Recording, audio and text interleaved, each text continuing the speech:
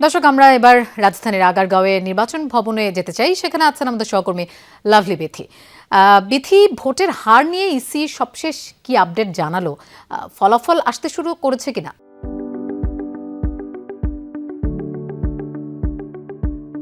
ভোটের হার নিয়ে নতুন কোনো তথ্য ইসি এখন পর্যন্ত জানায়নি। তার কারণ হচ্ছে, জিজ্ঞেস করেছিলাম যে প্রিজাইডিং অফিসাররা ব্যালট গোনায় ব্যস্ত হয়ে গিয়েছে, সুতরাং নির্বাচন কমিশন থেকে বলা হলেও তারা বলেছেন যে ফলাফল এবং ভোট কাস্টিং হয়তো একই সাথে জানানো হতে পারে।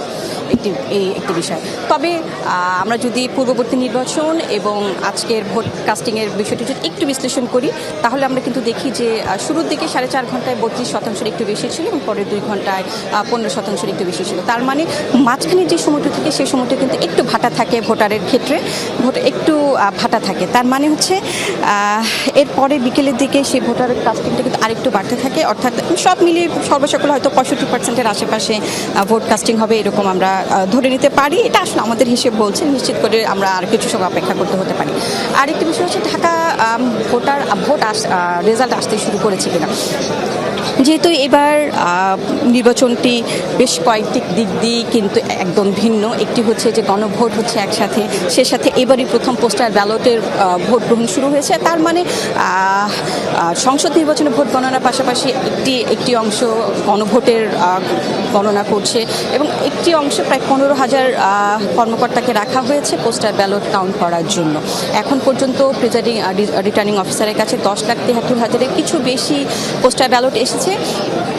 তো সেখান থেকে প্রায় কিউআর কোডের মাধ্যমে বেশ কিছু, যেমন আমি যদি ঢাকা 13 এবং 15-এর কথা বলি, যে দুটো আমি জানতে পেরেছি নির্বাচন কমিশনের রিটার্নিং কর্মকর্তার যে কার্যালয় আছে, এই দুটি আসন মিলে সেখানে ঢাকা 15-তে 611টি, অর্থাৎ 5,000 ব্যালট কাউন্ট হচ্ছে এখন, এবং ঢাকা 13-তে প্রায় 400-450 মতো পোস্টাল ব্যালট কিউআর স্ক্যান না করার জন্য বাতিল করা হয়েছে।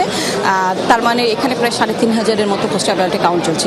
ভোট গ্রহণে একটু দেরি হবে, তবে সেটা শুরু থেকে যেরকম সবাই অনুমান করছিল বা বলাবলি করছিল, রাজনৈতিক দলগুলো একটু উদ্বেগ প্রকাশ করেছিল যে হয়তো ভোটের ফলাফল দিতে একটু হয়তো বেশি সময় লাগতে পারে, সেটি আবার অনেকে কিন্তু বলছি যে সেটি 14 তারিখ অর্থাৎ 2 দিনের সময় লেগে যেতে পারে।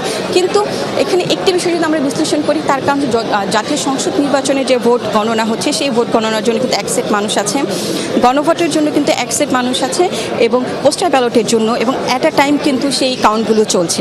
আর পোস্টাল ব্যালটের ক্ষেত্রে যেটি বললাম, ফেনী 3-এ প্রায় 16,000-এর মতো পোস্টাল ব্যালট ভোট দেন হয়েছে, কুমিল্লা 10-এ 15,000, অর্থাৎ বেশ কয়েকটি আসন হয়তো 10 থেকে 15,000-এর মতো আছে, যেখানে একটু হয়তো সময় লাগবে, কিন্তু সেটা আসলে খুব বেশি সময় না। আবার কিছু কিছু কেন্দ্র আসনেও কিন্তু 1,500-2,000-এর মতো পোস্টাল ব্যালট আছে। তার মানে আমরা যদি সর্বসকলে সব কিছু হিসেব করি, খুব বেশি সময় লাগবে সেটা না। নির্বাচন কমিশন তো আশা করছে হয়তো সকালের মধ্যে একটি ফলাফল দিয়ে দিতে পারে। এটি হয়তো দুপুর নাগাদ হতে পারে, আবার আগেও হয়ে যেতে পারে।